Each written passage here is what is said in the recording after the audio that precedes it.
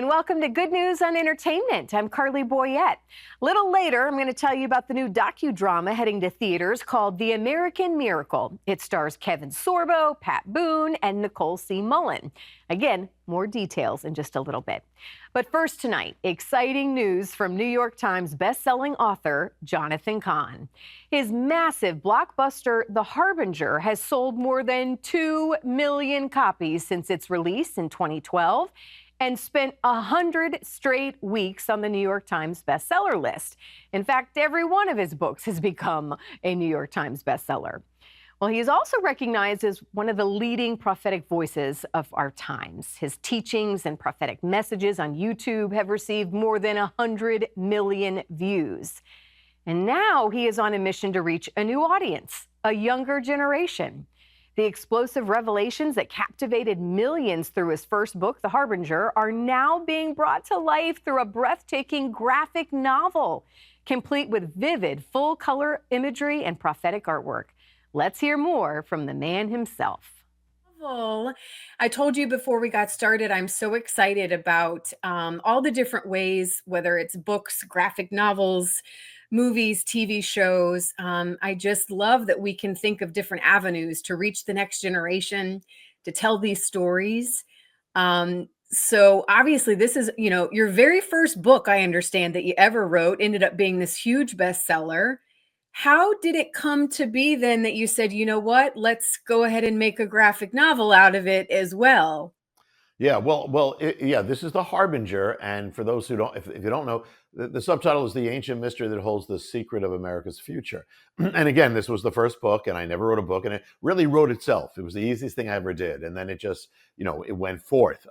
So it's a prophetic, word, and it had a story in it. I originally wrote The Harbinger where it was directly nonfiction, because it is sharing something that's real. But the thing is that after I wrote that, the Lord led me to, rewrite the whole thing and put a story in it.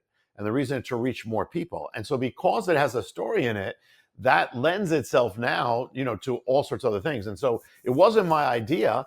It was Charisma, the publisher, said, because they said, listen, we want to reach more people who haven't read The Harbinger, or people who don't read books or don't read Christian books, or are not easy to read that, and people to give it to their children, give it to their, unsaved people in their life, of any age. And so the idea was to, take The Harbinger and then put it into this visual form. So, and the thing is, again, because there's a story, there's a prophet, there's the man called the prophet, the man called Noriel, who's getting the revelations. And there are these there's like these 9 ancient seals that are opened up that each have a mystery that has to do with America, and that's actually real, and that's actually warning us and where we're going, and amazing stuff. So, but now it explodes in color and in life. So it's really great, and I love, I wrote it, and yet but the thing is that when I'm seeing this, and the same thing happened with those who published it, and the only people who've seen it so far,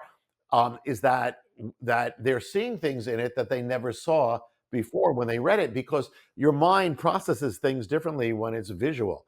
And so I'm seeing things, and I wrote it and I never knew were there, and so one of the things is, for instance, it has the ancient mystery, what happened to ancient Israel, and these ancient harbingers. And by the way, just for those who don't know, the harbingers are nine prophetic signs that appeared in the last days of ancient Israel, warning them of what was coming.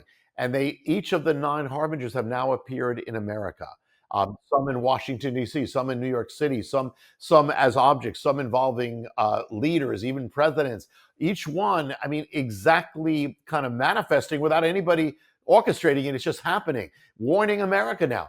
And the thing is that when you look at it, in the graphic novel, you actually can see the ancient harbinger side by side the modern Harbinger, the one that appeared in America, and you see it, and it's so striking to see. So there's a lot of things that you can do in this that you can't do with just words, So it's really a great, for people who have read The Harbinger, for people who haven't read The Harbinger, but also for people in your life, people in people's lives who need to get saved or need to be woken up. This is a real wake-up call that really, even if someone's not a believer, it's like, whoa, what's happening here? God is real. And it also leads to salvation. So now this has, the graphic novel has a graphic salvation call as well. So we're praying, God, for people to use it for that purpose as well as for themselves. Oh, I love that.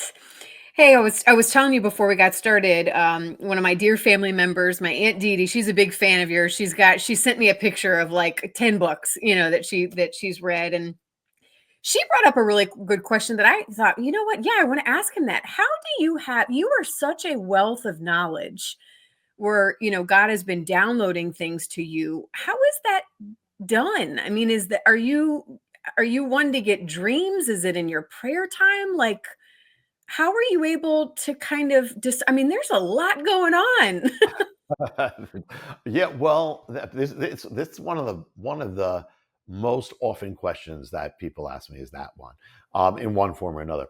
One, I don't take any credit for anything. It's the Lord. Two, I could not.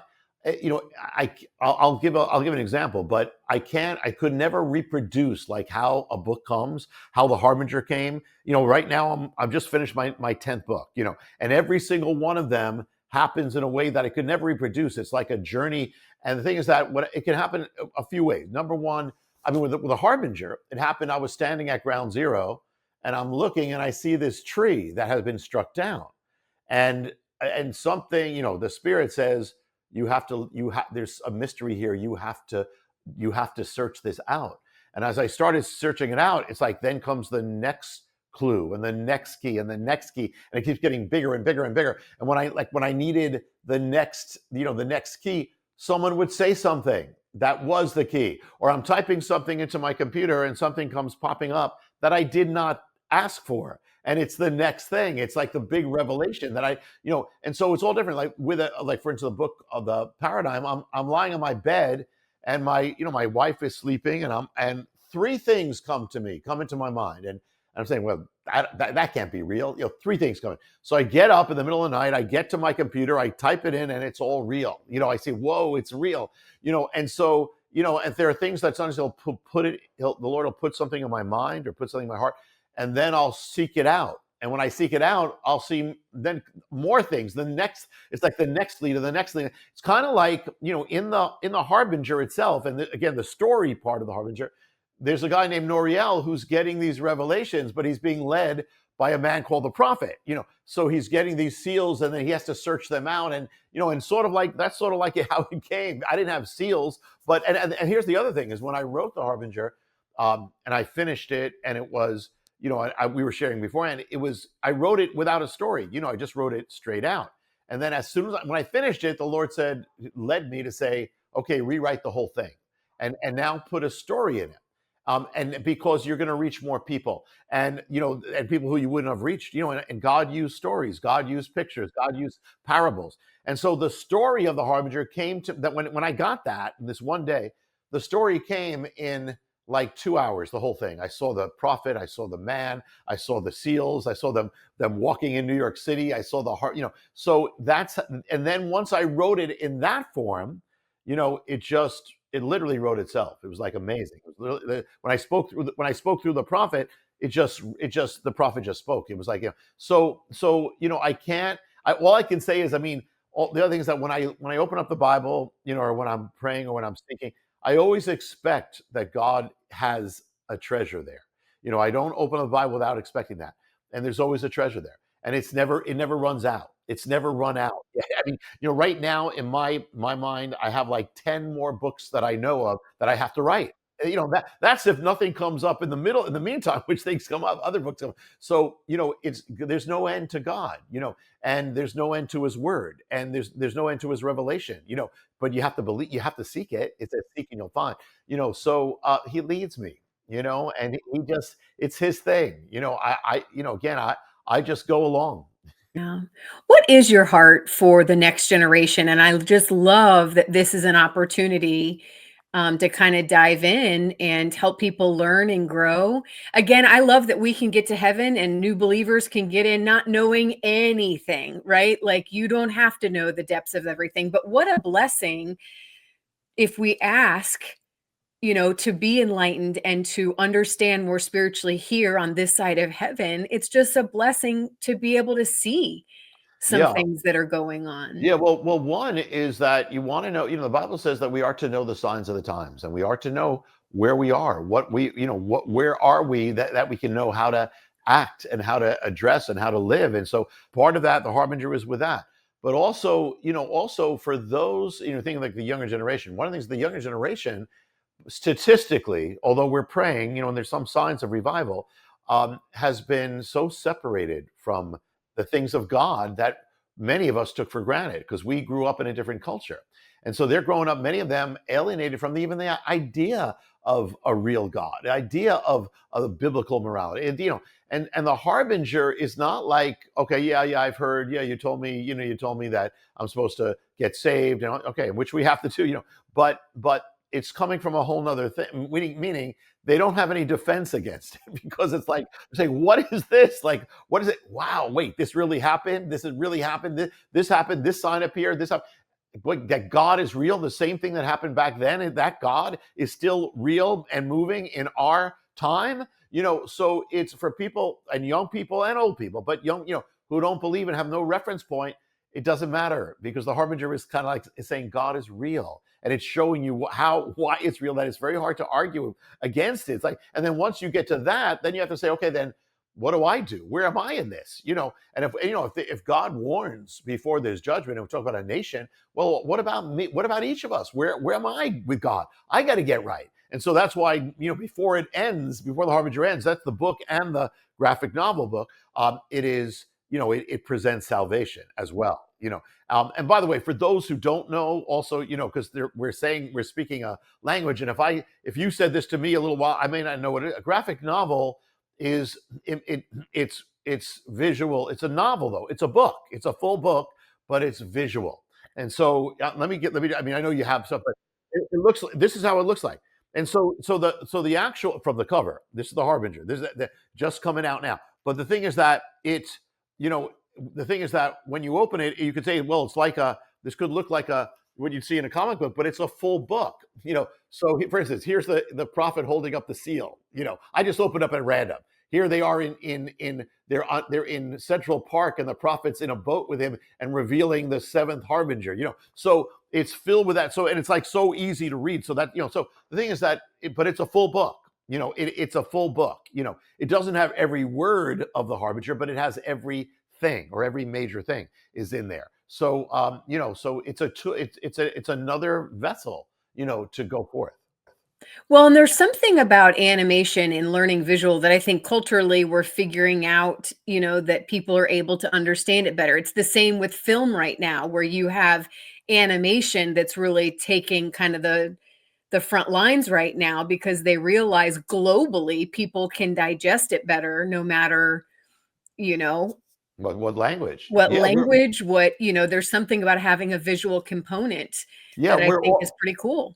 Yeah, we're all visual. I mean, that's, we much of what it's visual. Our senses, more than anything, is visual. So it's powerful. It's something powerful. So, and it turns out that graphic novels are the big thing among the young. You'll see it. So people who don't know, young. So it's as easy as reading a comic book, but it's a book. So now it's with the Harbinger, and especially with something like the Harbinger, where you have visuals, where you have signs appearing, where you have all, each one revealing what is coming. So yeah, and by the way, the Harbinger is still coming true. I wrote it, but it's still unfolding. America is still in this path. Yeah, he said, Jonathan, yeah. thank you so much. Thank I you. can only imagine what goes on in that brain of yours, and it's just so cool to see how you are using yourself as a vessel to tell these stories. And I just love that you're pointing out that God is God is a God of details, back from the Old Testament all the way till right Same. now. He's the Yeah. same God. The same. Yeah. And the thing is that when you read the Bible, you're reading like, wow, he's in everything. He prophesies this, and this kingdom falls, and this leader goes up. It's still happening because God is still God is real, and we got to go forth, and we got to be bold in it, and not be on the defense because of the culture. We're supposed to be the lights spreading, touching the culture, touching and saving our generation. The Harbinger, a graphic novel, is out June 3rd, and you can find it anywhere where books are sold. Okay, now to that new docudrama I was telling you about called The American Miracle. It's based on Michael Medved's best-selling book of the same name. The film stars Kevin Sorbo, Pat Boone, Nicole C. Mullen, and Libby Smallbone, and explores the bold idea that America's rise was not an accident of history, rather the result of divine providence. Experience America's forgotten story like never before. Tonight we will cross the river. The American Miracle, Our Nation is No Accident, arrives in theaters June 9th, 10th, and 11th only. America is something that I hold in my heart. Unveiling miraculous events Did you meet me? that reveal God's providential hand in our nation's founding. Don't miss one of the year's most inspiring and spectacular cinematic films. Well, Michael, what an honor to get some time with you. I can't imagine. I don't think you probably had this idea of a docudrama in mind when you wrote the book, but here we are, just another form to hear these fascinating stories. And I love how you say, America, this was no accident. Well, that's what we're using as a subtitle for the movie. The book version subtitle was Divine Providence and the Rise of the Republic. And the idea being that our founding fathers were religiously not monochromatic. They were very different people with different ideas. But one thing that they all had in common, including religious nonconformists like Thomas Jefferson and Benjamin Franklin, was a belief in what George Washington called the invisible hand, which was God's providence, God's special blessing on the United States of America. In fact, at one point, we were thinking about titling the book using the phrase that Washington used in his first inaugural address way back in 1789. And Washington used the term, the invisible hand. And I thought, well, that would be a good title, except that sounds like a horror movie. And this is not that. No. What's really cool about your book and what this docudrama does is it shows specific examples and almost really you could call it the supernatural. There's things that happened. And what I've learned from you too is like even when they happened in that day, they knew like, wait a minute, something else is going on here, and I'm so excited that we're able to continue and make sure that people today's generation knows those stories of what God did, because unfortunately they can very easily get lost. There's a famous speech that Benjamin Franklin gave at the Constitutional Convention. And he was an old guy. He was in his 80s already at the time of the Constitutional Convention. And he didn't give any speeches during the entire meeting in Philadelphia when they were drafting this plan for a new government because it was tough for him to rise on his feet. He only gave one speech. And the others, he handed his comments to James Wilson, another delegate from Pennsylvania, and had him read it in Franklin's name. Franklin did this himself.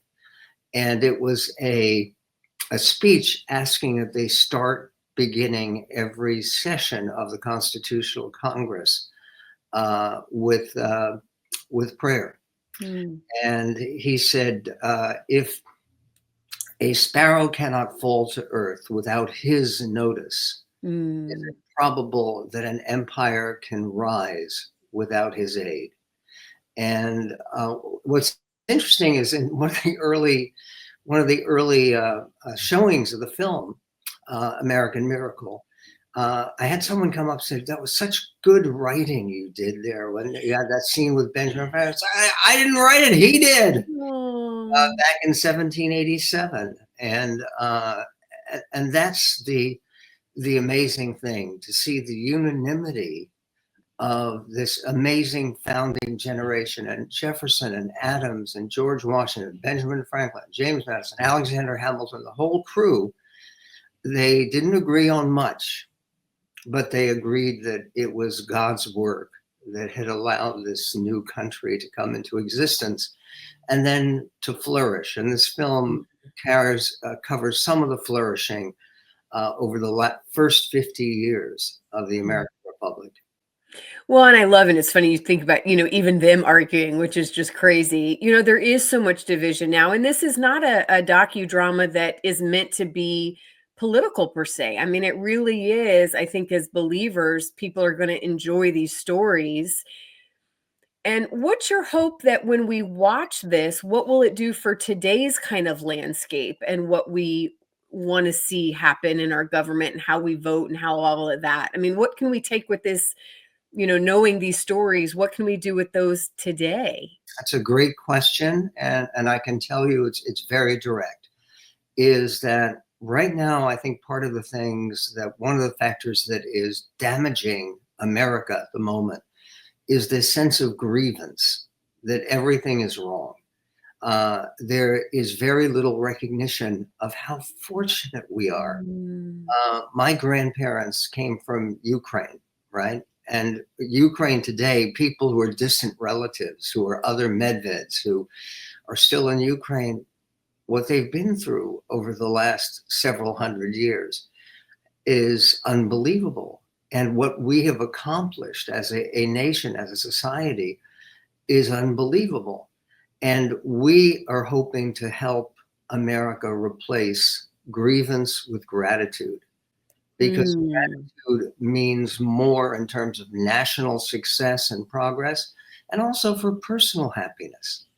And that, I think, is one of those things. That's one of the reasons that Franklin, for instance, was so concerned about prayer. And by the way, that's a particularly interesting debate, because they debated it about whether, okay, we should go ahead and bring in a pastor to lead us in prayer every day at the Constitutional Convention in Philadelphia. And they decided they couldn't do it because they didn't have the money. Because the colonies were broke at that time. So they went to church outside the boundaries of Independence Hall. And that's one of those great things too, is that we were connected with some of the film is actually shot in the real locations. We're, I believe, the first film ever to be shot inside Mount Vernon, George Washington's home, because George Washington really is a dominant figure in this entire story. But there's this Independence Hall, which is a national part of the national park system. In Houston, Texas, there is an exact replica of Independence Hall that's built as part of the Houston Christian University there. And they were very gracious in letting us film there. We filmed at Faneuil Hall in Boston, which was crucial in the Revolutionary period, and so much happened there. We filmed in the actual Faneuil Hall. And that was recreating a famous speech by Daniel Webster, who was a member of Congress at that time, later became Secretary of State and US Senator. But in any event, it is a speech that he gave that people love the speech so much it became a best-selling book in 1826. And the speech is about a eulogy for John Adams and Thomas Jefferson, who remarkably, against the odds, died on the same day. And that day was the 50th anniversary, the Great Jubilee, to use a biblical term. They both died on the Jubilee, the 50th anniversary of this declaration that they had done more than any two individuals to actually draft and put forward to change the world, to launch the country. And Adams' last words on July 4th, 1826 were, "Liberty is safe, Jefferson still lives." He didn't know, because of communication in 1826, that Jefferson had died a couple of hours before, several hundred miles away. Don't you love how God is a God of details? Like, I just think that is the coolest thing, that, you can see him in the big things and in the very, small things. Well, again, that's like Franklin's statement that the sparrow cannot fall to earth without his notice. Yeah. And what is remarkable here is that a lot of people will look at these incidents from early history, and the film produces about 12 of them, reproduces about 12 of them. But people will look at that and say, well, this is just a pattern of happy accidents. It's just coincidences. But a pattern of happy accidents is still a pattern.